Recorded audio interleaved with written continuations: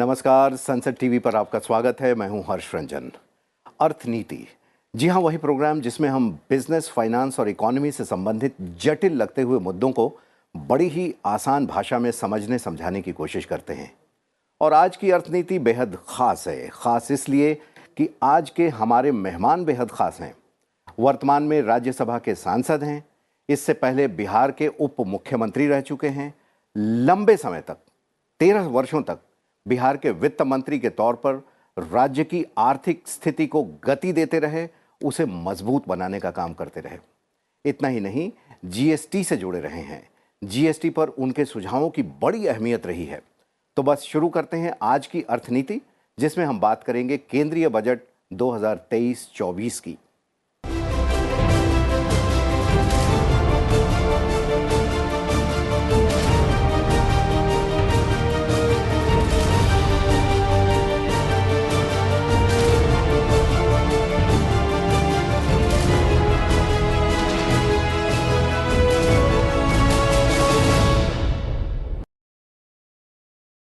आज के हमारे मेहमान हैं राज्यसभा सांसद सुशील कुमार मोदी जी।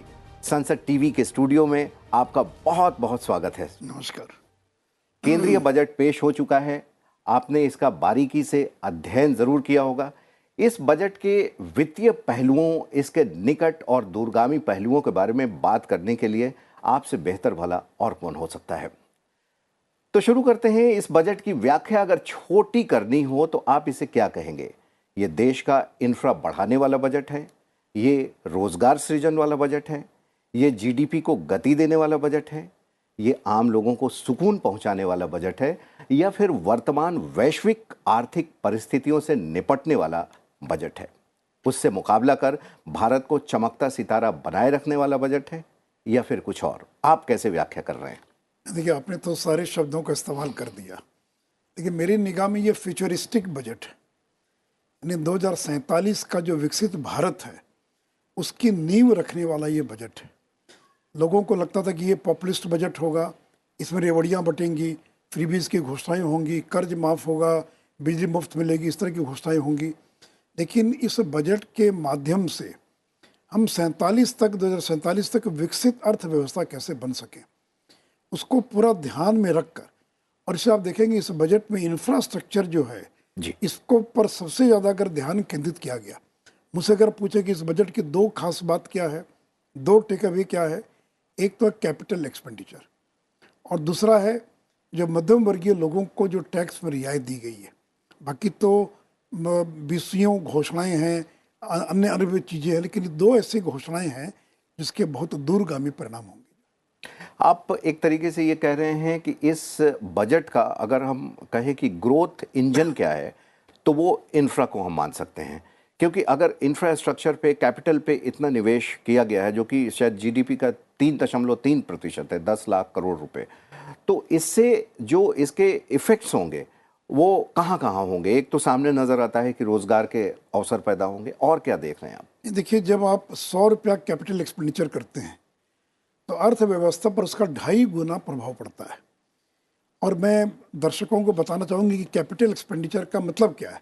जी, सड़क, पुल या ब्रिज, एयरपोर्ट, एरोड्राम, बिल्डिंग्स, यानी ऐसा खर्च जिससे एसेट संपत्ति का निर्माण होता है, जिससे इंफ्रास्ट्रक्चर का निर्माण होता है, और इस पर जब व्यय होता है 100 रुपया, तो इसका अर्थव्यवस्था में 2.5 गुना उसकी बढ़ोतरी होती है, 2.5 गुना उसका रिटर्न मिलता है। उदाहरण के लिए अगर एक मकान बना, एक सड़क बनी, तो सड़क के लिए सीमेंट चाहिए, उसके लिए स्टील चाहिए, उसके लिए ब्रिक्स चाहिए, ईंट चाहिए, बालू चाहिए, स्टोन चिप्स चाहिए। एक अगर एयरपोर्ट बनता, कुछ भी बनता है, तो उसका मल्टीप्लायर इफेक्ट जो है ये कई गुना ज़्यादा है। और इसलिए, और देखिए, केवल इसी वर्ष नहीं, ये 10 लाख करोड़, इस 10 लाख करोड़ में 1,30,000 करोड़ रुपया राज्यों को दिया गया 50 साल के इंटरेस्ट फ्री लोन पर।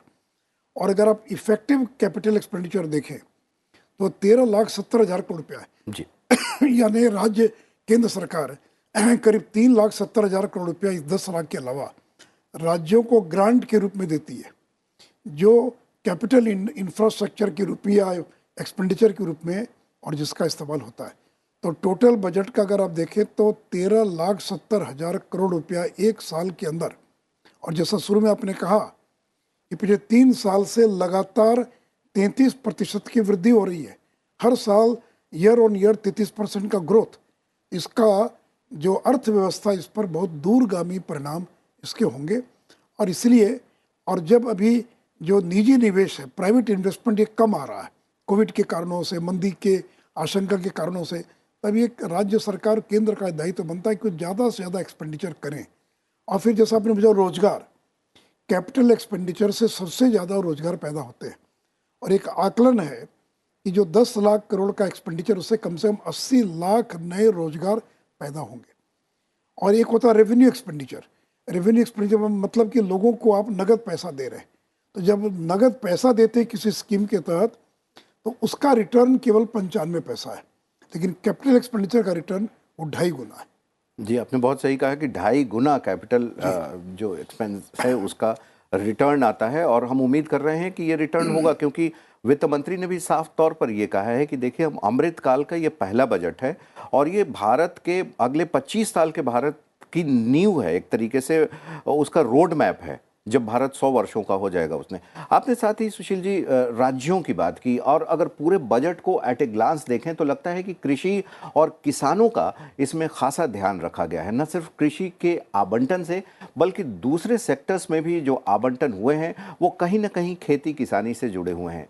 लेकिन केंद्र का ये करना क्या खास है अगर राज्यों का पूरा सहयोग न मिल रहा है तो? मान लीजिए ज़रूरत है 150 रुपये की, केंद्र के तो 100 रुपये मिल गए आपको, अगर राज्य 50 रुपये देने में देरी कर रहा है या नहीं दे पा रहा है तो किसानों का कितना भला हो देखिए, पाएगा? कुछ राज्य सरकारें हैं जो सहयोग नहीं करती। उनको ये लगता है कि केंद्र की योजनाओं को अगर हम इम्प्लीमेंट करेंगे तो उसका श्रेय प्रधानमंत्री को मिल जाएगा, इसलिए वो अड़ंगा लगाती है। लेकिन बाई एंड लार्ज मैं कह सकता हूँ, जो राज्य सरकारें बुद्धिमान हैं, वो पैसे का सदुपयोग करती हैं, वो खर्च करती हैं। क्योंकि अंततः केंद्र भी जो खर्च करता है तो राज्य में ही खर्च करता है। वो कोई अलग से तो कोई सेंट्रल गवर्नमेंट की टेरिटरी है नहीं। अगर हम कुछ भी खर्च करेंगे, अगर ये देखिए ना, ये रेलवे पर 2,40,000 करोड़ रुपये का खर्च होगा, जो 13-14 की तुलना में 9 गुना ज़्यादा है। अभी जिस बुलेट ट्रेन की चर्चा होती थी, लोग मजाक करते थे क्या हुआ बुलेट ट्रेन का, उनको मैं बताना चाहूँगा जी। कि अगस्त 2026 में अहमदाबाद मुंबई के बीच की बुलेट ट्रेन का चलना प्रारंभ हो जाएगा। और इस साल के बजट में उस पर 19,600 करोड़ रुपये का प्रावधान किया गया है। तो ये कोई बड़ी साधारण उपलब्धि नहीं है। जो वंदे भारत ट्रेन है, अभी प्रति माह 2 ट्रेन निकल रही है, और अगले साल से प्रति माह नहीं, प्रति सप्ताह 2 नई ट्रेन वंदे भारत जो है निकलना प्रारंभ होगी। तो यानी एक, मैंने ये तो रेलवे का जिक्र किया, अब हाइड्रोजन, जो कहते हैं कि भविष्य का जो ईंधन है वो हाइड्रोजन फ्यूल है। और पहली रेलगाड़ी जो शिमला कालका के बीच और इस साल के अंत तक चलना प्रारंभ हो जाएगी, वो हाइड्रोजन फ्यूल से चलेगी। और केवल देखिए, रेलवे नहीं, रोड के सेक्टर में 2,58,000 करोड़ रुपया एक साल के अंदर, 2,58,000। तो इतना बड़ा व्यय कभी इसके पहले के वर्षों में नहीं होता था, और एक वर्ष ही नहीं, लगातार आप देखिए। और मैं तो निकाल रहा था आंकड़े के पिछले 3 साल का अगर आंकड़ा देखें आप, तो जो पिछले 3 वर्षों के अंदर जो कैपिटल एक्सपेंडिचर है वो 23 लाख करोड़ रुपया, 23.20 लाख करोड़ रुपया हो चुका 3 साल के अंदर। और पिछले 9 साल जब से केंद्र की सरकार आई है, तो 41,71,70,000 करोड़ केवल हमने इंफ्रास्ट्रक्चर या कैपिटल एक्सपेंडिचर। तो हमारी जो सर्वोच्च प्राथमिकता है, क्योंकि हमारा ऐसा मानना है कि पूंजीगत परिव्यय होगा, एसेट का निर्माण होगा, इंफ्रास्ट्रक्चर बनेगा, तो रोजगार भी पैदा होंगे और इकोनॉमी को बूस्ट मिलेगा और ग्रोथ उसमें से और पैदा होगा। और अब तो हम केवल इन्हीं क्षेत्रों में नहीं, तो कृषि के क्षेत्र में भी केवल 20 लाख करोड़ का ऋण नहीं दे रहे हैं, बल्कि वहाँ भी स्टार्टअप्स कैसे आए, वहाँ भी नए इन्वेस्टमेंट कैसे हो। ये तो किसान वही परंपरागत तरीके से धान और गेहूं की खेती कर रहा है। तो इसलिए मिलेट्स को, जो ये मोटा अनाज है, उस मोटे अनाज को श्री अन्न कहा गया, और बहुत बड़ी प्राथमिकता इस पूरे बजट में, ताकि हमारे किसान जो हैं वो अब श्री अन्न उपजाएं, मोटा अनाज उपजाएं। और वो एक ज़माने में लोग कहते थे कि मोटा अनाज गरीबों का भोजन है, अब वो गरीबों का भोजन है, वो तो अमीरों का भोजन हो गया। अब तो बड़े लोगों को भी अगर स्वस्थ रहना है, जी, स्वास्थ्य का भोजन है वो। स्वास्थ्य का भोजन है।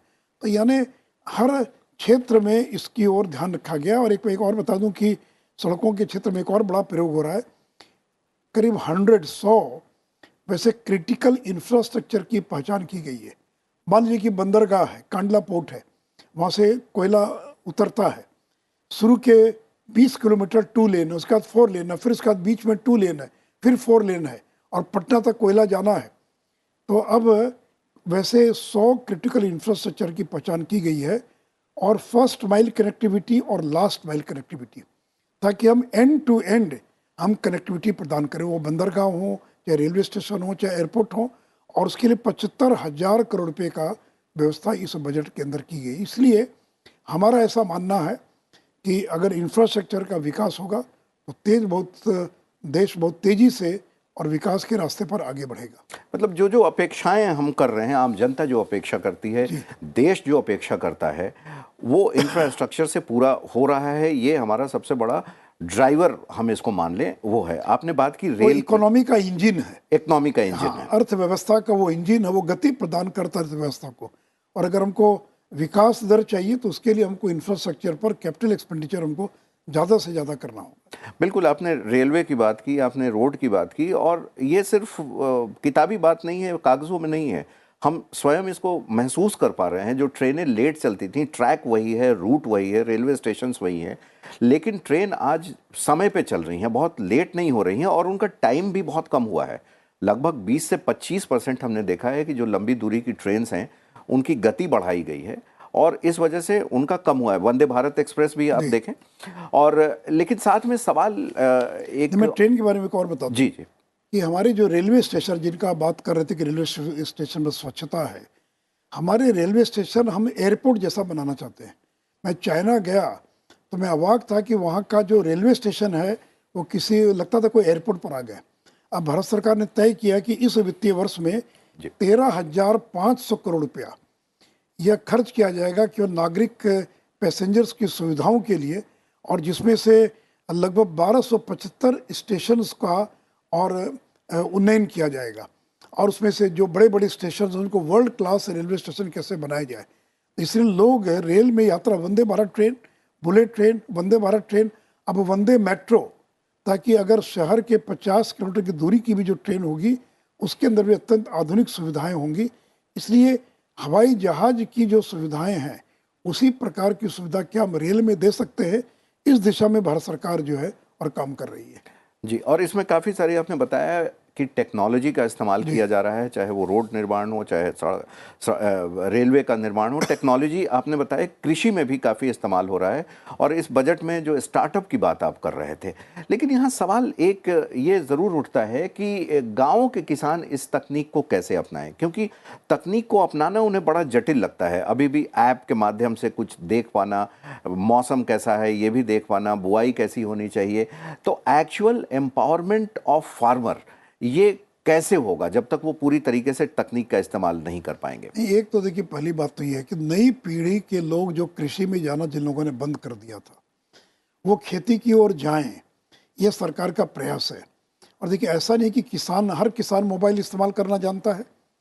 पीएम किसान निधि जो 11 करोड़ लोगों को, किसानों को मिल रही है, वो सारा टेक्नोलॉजी ड्रिवन है। आपको किसी ऑफिस में जाने की जरूरत नहीं है। आप अपने ऐप पर ही जाकर, कंप्यूटर पर जाकर किसी माध्यम से सारे दस्तावेज अपलोड कर सकते हैं। तो देखिए, अब आज का किसान वो 20 साल पहले का किसान नहीं है वो। और देखिए, हम लोग जो टेक्नोलॉजी में जो खर्च कर रहे हैं वो खर्च से ऐप, यानी किसान को कृषि करना सुविधाजनक कैसे हो, इस दिशा में और बहुत बड़े पैमाने पर इस बजट के अंदर। और हम चाहते हैं कि स्टार्टअप्स अभी केवल आए थे दूसरे क्षेत्र में, आईटी के क्षेत्र में, जी। अब जो स्टार्टअप्स हैं वो कृषि के क्षेत्र में आए, ताकि हमारा कृषि मुख्य रोजगार है। इस देश की आबादी के 55-60% लोग कृषि पर निर्भर हैं, तो उनका जीवन आसान हो और वो नए नए ऐप का इस्तेमाल कर सके। इसके लिए और नए नए ऐप पहले तो विकसित करना, और अगर ऐप विकसित करेंगे तो चूंकि मोबाइल का इस्तेमाल करना जानते हैं, और उसके लिए स्मार्टफोन की भी जरूरत नहीं है, जो दूसरे तरह के फ़ोन हैं उन फ़ोनों पर भी हो सकता है, और नई पीढ़ी के लोग आए। जी। तो इसके लिए वो सारे प्रयोग किए जा रहे हैं, ताकि इस प्रकार का फंड इसमें प्रावधान किया गया है, ताकि स्टार्टअप्स आए, बाकी लोग आएँ। और फिर इसके बाद जो अन्य प्रकार की जो खेती है, चाहे वो फ्रूट्स की खेती हो या अन्य खेती, उसको भी कैसे प्रोत्साहित किया जा सके, इसके लिए बजट के अंदर पर्याप्त प्रावधान किए गए हैं। ये ठीक बता रहे हैं आप, क्योंकि जो नई पीढ़ी है वो टेक्नोलॉजी के मामले में आगे है, उसी वक्त पैदा हुई है और वो ज़्यादा हो सकता है इस्तेमाल करे। क्योंकि अब तक कई प्रदेशों में हमने खुद देखा पंचायत पर कार्यक्रम करते हुए कि जो रास्ते आमतौर पर गांव से शहरों की ओर जाते थे वापस नहीं आते थे, लेकिन अब कई लोग पढ़ाई करने के बाद, एमबीए करने के बाद, नौकरियां करने के बाद गाँव की ओर वापस जा रहे गांव की ओर लौट रहे हैं। और महाराष्ट्र और गुजरात में मैंने इसका उदाहरण काफ़ी सारे हैं। नहीं, पूरे आप दक्षिण भारत को देखें आप। जी आप अगर उत्तर प्रदेश, बिहार को, कुछ राज्यों को छोड़ दें उत्तर भारत, इसे पूर्वी भारत के, तो आज महाराष्ट्र, गुजरात का इलाका, दक्षिण भारत का इलाका, नॉर्थ इंडिया, वहाँ टेक्नोलॉजी का इस्तेमाल होना प्रारंभ हो गया है। और टेक्नोलॉजी का इस्तेमाल केवल खेती करने के लिए नहीं, उपज बढ़ाने में भी टेक्नोलॉजी का कैसे इस्तेमाल हो। जो फर्टिलाइज़र हैं, ये जो प्रधानमंत्री जी ने इसमें जो प्रावधान रखा है, वो ये प्रावधान रखा है कि हमारी मिट्टी की उर्वरा शक्ति जो वो क्षीण न हो, और हम नेचुरल फार्मिंग, तो 1 करोड़ किसानों को नेचुरल फार्मिंग की ओर हम ले जाएंगे। वो कम से कम केमिकल फर्टिलाइजर्स का इस्तेमाल करें, इस दिशा में उनको प्रशिक्षित किया जाएगा। इसके लिए काम किया जा रहा है। और जो गोवर्धन योजना, पीएम प्रणाम, इन सारी योजनाओं का एक ही उद्देश्य है कि हम किस तरह से ऑर्गेनिक खेती और नेचुरल फार्मिंग को हम प्रोत्साहित कर सकें। बिल्कुल।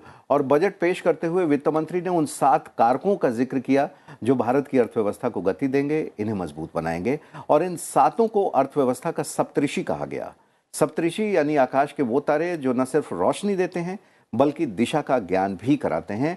और इस बार के बजट के सप्तऋषि हैं समावेशी विकास, अंतिम व्यक्ति तक पहुंच, अवसंरचना और निवेश, संभावनाओं को उन्मुक्त करना, हरित विकास, युवा शक्ति और वित्तीय क्षेत्र। आपसे हम ये जानना चाहेंगे कि ये कहा गया कि ये सब एक दूसरे के पूरक हैं, कैसे? नहीं, देखिए, ये इसलिए एक दूसरे के पूरक हैं क्योंकि अगर एक दूसरे के पूरक नहीं होंगे तो विकास ही नहीं होगा। आखिर किसान को भी तो जल चाहिए, उसको मकान चाहिए। अब देखिए, पीएम आवास योजना में इस साल का सबसे बड़े बजट का प्रावधान किया गया है 172% की वृद्धि करते हुए। तो क्या किसान, जो गरीब किसान है, क्या उनको मकान नहीं चाहिए? उनके लिए मकान की व्यवस्था की गई है। क्या उनको पेयजल, पीने का पानी, टैप्ड वाटर सप्लाई की उनको आवश्यकता नहीं है क्या? उसकी व्यवस्था की गई है। सड़कों की आवश्यकता नहीं, क्या अगर सड़क बनेगी तो किसान जो है अपनी उपज को बहुत तेज़ी से मंडी तक पहुंचा सकेगा।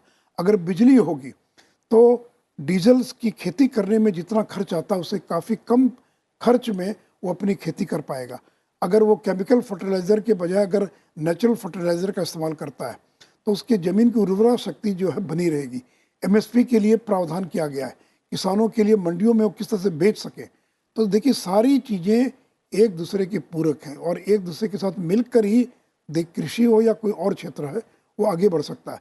एक और मैं क्षेत्र का जिक्र करना चाहूँगा, वो है कि जो मध्यम वर्गीय लोग हैं।